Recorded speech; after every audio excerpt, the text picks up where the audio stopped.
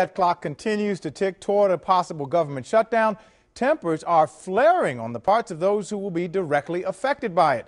Virginia Congressman Jim Moran held a town meeting tonight to address some of those concerns. Our Ken Molestina is live in Alexandria, where the congressman got more than an earful, huh, Ken?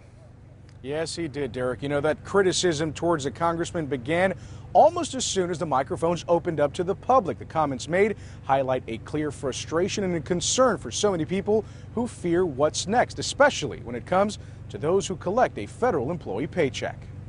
Now what are you going to do to get it going again? The 11th hour of a looming government shutdown set the stage for concerns that have now reached a boiling point. Why are you here tonight and not in Congress trying to figure out how to stop this from happening? The uncertainty led to finger pointing, and then I take exception to calling my comments Now caustic. I'm talking, and you can sit down when you finish, sir. I really do take exception I'm to that. sure you do. Because I didn't say anything caustic. All right. Can you explain why the troops are not going to get paid? A verbal attack on Congressman Moran that didn't sit well with him. Sir, you had an opportunity to speak. Now it's time to sit down. Well, I take exception to you calling my comments caustic.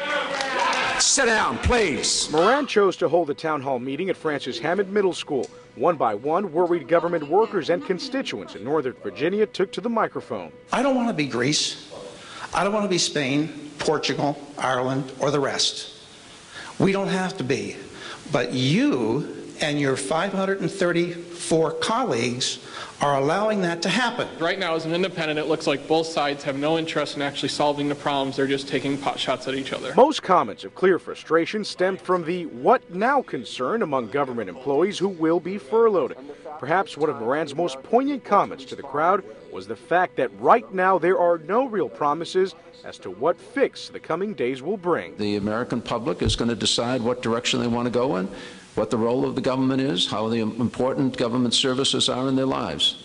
And it's being decided now. And when we look back at this period, we'll realize that this was a very important time in the history of the United States. Now, because there is no real timetable right now as to when furloughed federal employees who would be furloughed in the event of the shutdown, when they could start getting paid again, Moran is saying right now is the time for those folks to start setting money aside for essential expenses. We're talking about things like a mortgage payment, things like rent, and even a car payment. We're live tonight in Alexandria. Ken Molestina, 9 News Now.